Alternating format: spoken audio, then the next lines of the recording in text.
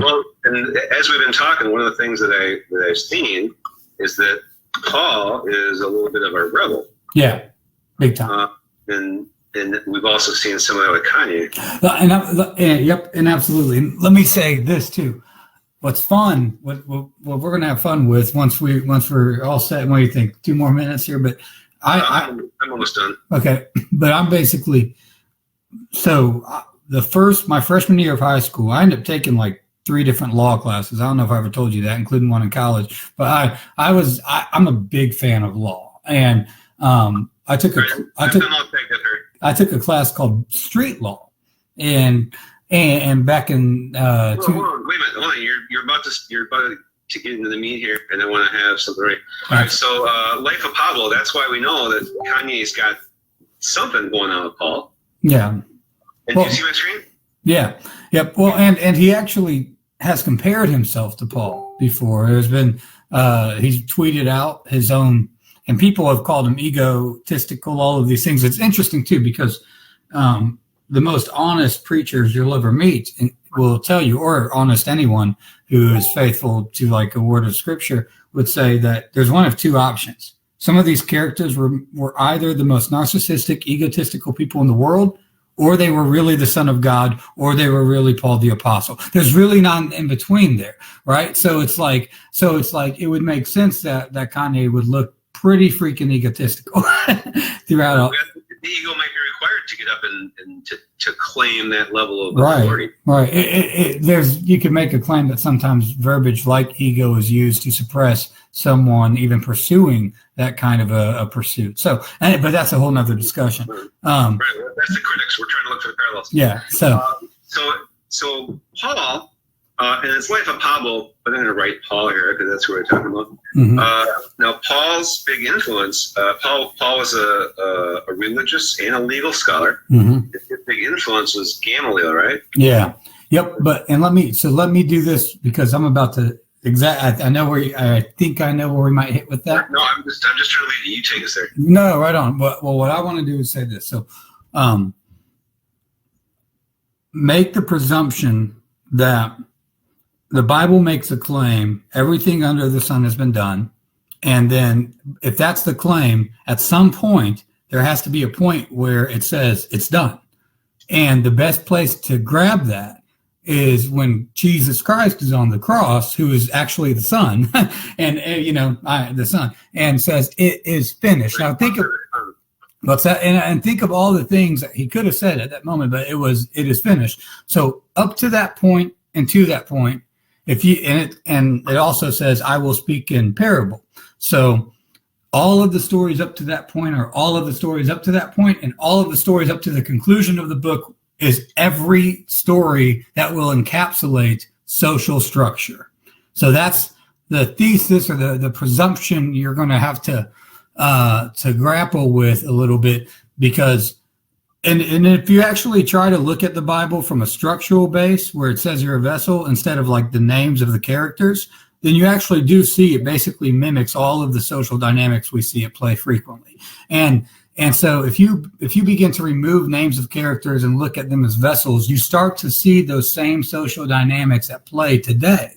And that's where we're going to be with this analysis. We're going to be at that place where we're viewing these characters, we might call it Paul, but really it's just a vessel. We might call it Kanye, but really it's just a vessel. And then we're just going to analyze what the 2 situations draw comparison to. So that's the structure of the argument, for lack of a better phrase. And we can make the claim that Kanye is doing it intentionally because of his album, The Life of Pablo, and his self-comparisons to Paul, the Apostle. So let's go look at the parallels, and we'll see. Maybe he should have a big ego. Yeah. So as you're describing this, you can sort of see what I've done here on the screen. I got the things that are true for both of them, and then on the left we'll have the Kanye stuff, and on the right we'll have the Paul stuff. Yeah, I like that. So ego required. So Gamaliel is Paul. Now Gamaliel is the first rabbi to ascend from the rabbi position. He actually gets a position, I can't think of the name off the top of my head, but it's actually a position in the Jewish authority where it's above rabbi, and he's the first one to ever do it. He writes the law. It's the house of Hillel that it's still to this day that writes the law. He's the head law person there.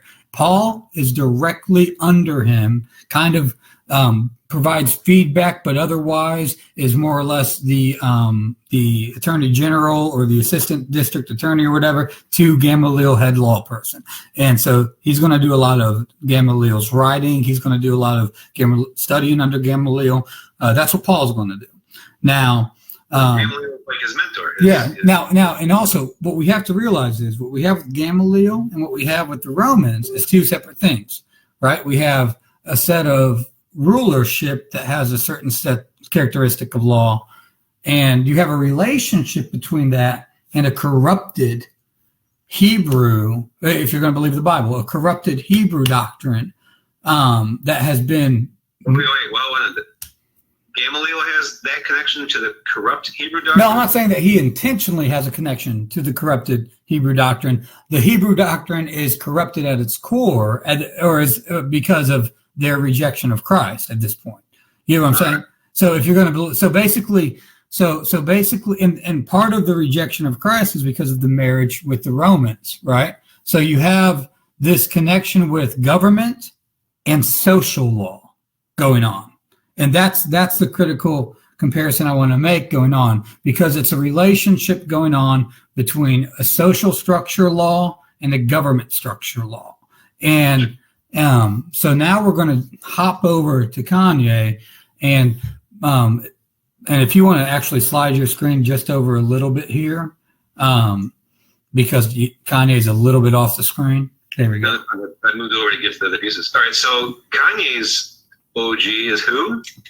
So it's going to be Jay-Z. And it's very interesting because of all, you have a lot of people come up under rappers who are more or less just other rappers who they discover. Dre discovered Eminem. Eminem never produced beats for Dre, right? Dre discovered Eminem, and Dre produced beats for Eminem because Dre was like, hey, you're a good rapper. I want to produce beats and I want to, lift your game. But Kanye, it kind of does the reverse role here. Kanye is a producer on Jay-Z, on quite a few songs early on for multiple people, but then he ultimately becomes a producer for what becomes one of the top albums of all time, The Blueprint, which I think is just a remarkably ironic name, but it's The Blueprint that he is like the main producer on. He starts winning Grammys. He's very noticeable, and he wants to. Who produced the Blueprint? Well, the person who produced the majority of the songs was Kanye West, and so Kanye is actually in the same role, which is rare in this social structure we have today, because of all the ways Kanye could have been an understudy of Jay-Z. It's rare that it would be a producer. It would have been like another, like an Eminem to a Dre, a rapper discovered somewhere. Instead, he was under him as a producer, which means similar to Paul, he's going to be doing like the beats, just like Paul's going to be doing the writings for Gamaliel that Gamaliel is dictating or orating. So Gamaliel is going, you know what I'm saying? So Jay-Z is going to be a support role for Jay-Z. Jay-Z's the main guy. Yeah, Jay-Z is the orator of the production beats and whatever's written. And then just like Gamaliel is the orator of the law, but the person who writes it and is back in the, in his understudy, that's Paul, that's Kanye. So that's one. And then and there's really at the time something like the Blueprint's happening and really a period of the early 90s and late 80s. You have like Tupac, you have a series of what I would call like people who were killed, who were speaking a very large amount of social, maybe truths or untruth, whatever you want to perceive it, but social authority into the world. And that was what are you talking about? Who got killed? Wait. Well, I don't want to get too focused on that, but you had just a period of the 90s where like Tupac, Notorious B.I.G., Jay-Z, NWA. There was a group of social, moving, changing orators of street law or social law, for a law that would exist outside of regular governance law, that would become very, very prevalent in the social world. I would call it street law or social law, just like a foundational, rare, raw level of this kind of undercurrent of because the government law has these oppressions baked into it. This is a social law that transcends, in a way, government law. And these are early adopters and orators of this law. And I mean, this includes killing each other. This includes going after government. This includes selling drugs, everything. Just like the Christians were kind of forget the Jewish law, the rappers are like the white guy's law is not helping us. Right. And the same in sense. What you have, exactly. Exactly. At that point, you're exactly right. And then basically, the official law isn't serving the people anymore. Yeah, and what you have, so you have these Pharisees. That's exactly it. So you have these Pharisees kind of exist, leaders over here, just like you have the Pharisees on the Gamaliel. So Gamaliel is like the head dude. Jay-Z's like the head dude. Like Jay-Z to this day is probably has gone above. I mean, other than maybe Tupac, but basically, most people would see Jay-Z as that head person, and then you have kind of his rebellious understudy, Kanye,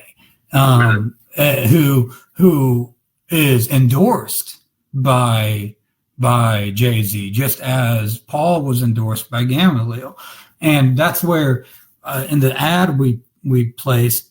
There's that quote. He says, "I have things I want to say," and look, Jay-Z. I've got Jay-Z. I've got the top dude saying these people need to listen to what that dude has to say. He said that in 2002, and that was like before his album came out. And so it's almost like he's crafting this. And that's the other thing. So a lot of producers don't become rappers, and he was told not to pursue that route. And he even by Jay-Z, it took him a while to be signed by the label Rockefeller, Jay-Z's label, to finally sign him. His first two releases, his first album was a blast, won Grammy, but his first two releases were Through the Wire, which he recorded after a near fatal car accident. So I want to really hit on that for a minute. This is an in the middle part. So Kanye is on a road and has a near fatal accident and records Through the Wire, which will be his first hit, with his mouth pretty much wired shut. So if you remember Paul's conversion, it happens on what? The road to Damascus. He's knocked off his donkey. And by a near-death experience. What's that? Called a near-death experience. Yeah, exactly. And this is what effectively creates this desire, this breaking desire to pursue this objective, and Paul will then the rest of his life go about doing this thing. So Kanye has this. He has this Through the Wire. He records it. His first releases, Through the Wire and Jesus Walks. Those are his first two. And then now here's the thing. Wait, Through the Wire. Yeah. That's got to be like a metaphor for people picking up the music through the internet or through their headphones or something like that. Yeah, but no, it's actually he's literally recording the hook with his jaw wired shut from the car accident. Aha, beautiful. Yeah, really cool. And then Jesus Walks is the next one, and so this is interesting. It's almost like setting the foundation. It's almost like a nod of what's the intention to come. Because Through the Wire could be used for many metaphors. Actually, it could actually be used for a metaphor for Christ as well. In certain ways, when you think about a wire, the way that you think a barbed wire crown that they had on his head. So there's a lot of potential there, especially since Jesus Walks is his next release. But what's most interesting for this discussion is a near-death experience on a road leading to a proclamation that Jesus walks. I mean, that's just wicked, right? I mean, that's one of those things that is just now. If everything stops there, yeah. Now, if right. So hold on a second. Forgive me. Already, I can see where you might be like, well, gee, yeah, this guy has totally got it in his head that he's on the same mission.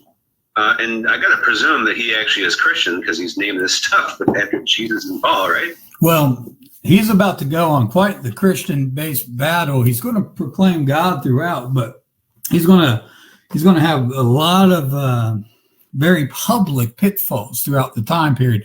But he's going to keep proclaiming Christianity. He recently as I think I texted this to you, but he released an album, his first gospel album, and it's called Jesus is King. And it is an album completely literally saying to rebuke the culture of today, which is interesting, obviously, because of what Paul ultimately does. But, what's the name of the album? Jesus is King. and so that's his ninth album. He just released that this week. And basically what's that? His ninth album. Yeah. And this is what led to me wanting to have this. So it was about a little over a year ago, I actually theorized this. I started making a little webinar thing, and I sent you. I mean, I have some videos clipped from when I have this, but basically my and we should link those down in the comments. Yeah, we'll do that. But my end thesis was that I felt like Kanye seemed to be portraying a character on purpose. So the public perception of Kanye has always been that he makes these intentional things for marketing.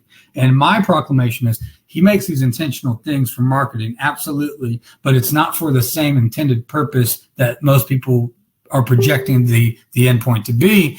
And I didn't think this forever. I used to think it was self-serving as well. But then when I saw that pattern formulating, it was like, okay, what's the end game here? Because he was doing things that were so counterculture, so contradicting culture, that were so in line with something like I had read in Paul's conversion. So I really started looking at that, and that's where it's like, it seemed to me these major things he did, followed by major apologies, were to show a character struggling to capture his converted faith to a full realization. But that was the end thesis. But that was a year ago. And so when this album came out, it really made me want to have this discussion, especially since we're having our Paul breakdown. But basically, it's great. Hold on, let me slow down for a second. We're talking about like the strategy and what their goal is. We never really picked a strategy for Paul, so I'm going to mention a bunch of them here. Okay. He was maybe looking for support for a Spanish mission. He was trying to reconcile the Gentiles and the Jews. Yeah. Because you mentioned like a conscious promulgation, like Paul knew that he was in a special position. Yeah. It's a very tough position to find yourself in, to have an influential, to have training or to have a credibility or authority in a way to influence social change, right? That's as an individual person. I mean, that's one of the hardest positions. Gandhi, right?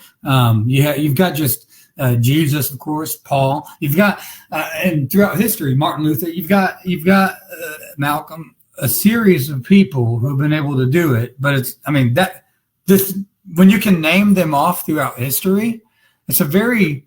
There's not too many. Yeah, and interestingly enough, I don't think I would have ever thought it until a couple of years back. But Kanye is a person who's recognizing himself to be in that position, and here's why. And just like, and you mentioned Spanish mission, reconcile Jewish Gentiles, I'm going to propose one more.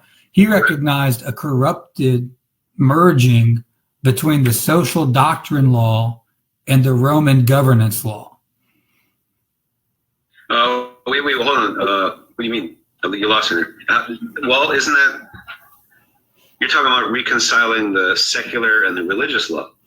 Well, what I'm saying is that at the time, so Christ's message essentially is that these gatekeepers they don't hold the key, and you can gain access yourself, and they're lying to you. And I mean, for lack of a better phrase, for a better quick way to say it. And essentially, the claim is that, whether intentional or not, the sins of the father or not, the doctrine that's being dictated by social law authors like Gamaliel has been corrupted. Whether Gamaliel is corrupted or not is not the point, and Gamaliel, by all accounts, is not. He has a very progressive view, but basically the social law doctrine has become poisoned and merged with the governance doctrine. This is actually how Christ is crucified,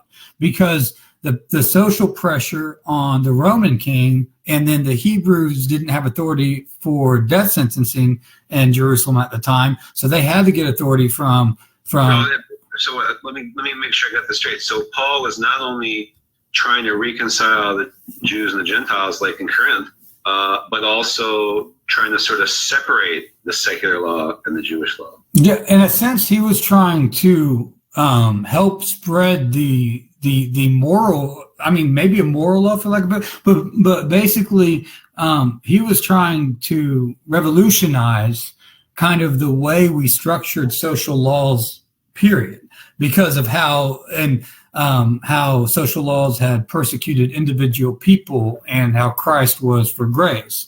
And you're going to see that throughout the Paul life. Paul is going to dictate, I say, by standing here now, I am the worst. I have stoned Stephen. I have done all of these horrible things. And I stand here, a man of grace, because of Christ. And this is and he's able to perform these, miracles of just getting out of those situations, like he's Better Call Saul. I mean, time after time after time. And so basically, Paul is trying to continue the mission, in a sense, create a separate law entity that is a social law that people can come to, which will allow them to have better lives and not be controlled by the laws that force their behaviors, by the corrupted marriage of the governance and the social doctrine law. So that's what Paul's trying to manifest here, in the best case scenario.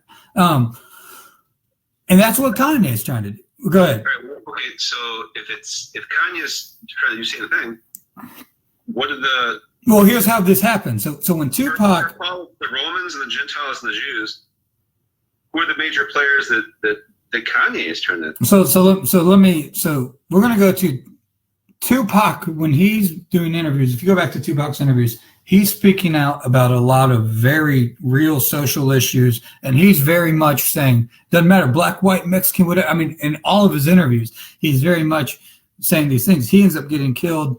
There's a lot of... Tupac, that was like, what, 1992 or something like that? Yeah, it was early, mid-90s, something like that. And basically, what you end up having happen is, over a period of about 25 years, and basically from Kanye's production career through now, you have this convergence of governance and what we now know as social justice warriors, social justice law. This very group that kind of believes themselves to be prestigious out in the entertainment industry or the education industry, who dictate what people should socially agree with and what they shouldn't. And in the moments that they don't, they'll stone them on Twitter. They'll try to get them fired. They'll do all of these things to try to corrupt and end and crucify their lives. Is that what we call cancel culture now? Yeah, and actually Kanye speaks to cancel culture a lot. In fact, just when he pronounced his album Jesus is King on Jimmy Kimmel, he said, I've been in the hospital, I've been canceled, and I'm standing. So that was actually a line he actually used. But yeah, that's cancel culture. And that's social justice warrior. And that's what Dave Chappelle was speaking out against. And that was, all of these, there's a certain segment of these people within. Tim Allen's another one, so it's not political because Tim Allen's conservative, Chappelle's more liberal, Kanye, you don't even know. But basically, it's not even political. There's a segment that's in this group who's speaking out against their own group. And that's what Paul's doing. And why is Paul doing it? Because of the corrupt marriage between governing law and social law. And what Kanye is witnessing through his experience is this corruption occurring between social law and governing law. And he's going to try to merge. And really, with the election of Trump, this gave Kanye the opportunity, regardless of what his political or individual thoughts are on Trump himself. Kanye was allowed to just make a proclamation. He said, "I didn't even vote, but if I would have voted, I would have voted for Trump." That's not even really a statement. That's hollow. But but basically, it gave him the opportunity to say, "I'm a converted." And what he's been saying is, just because you're black doesn't mean you have to be Democrat. He's been saying that for 2.5 years. So he's basically doing this whole similar trajectory.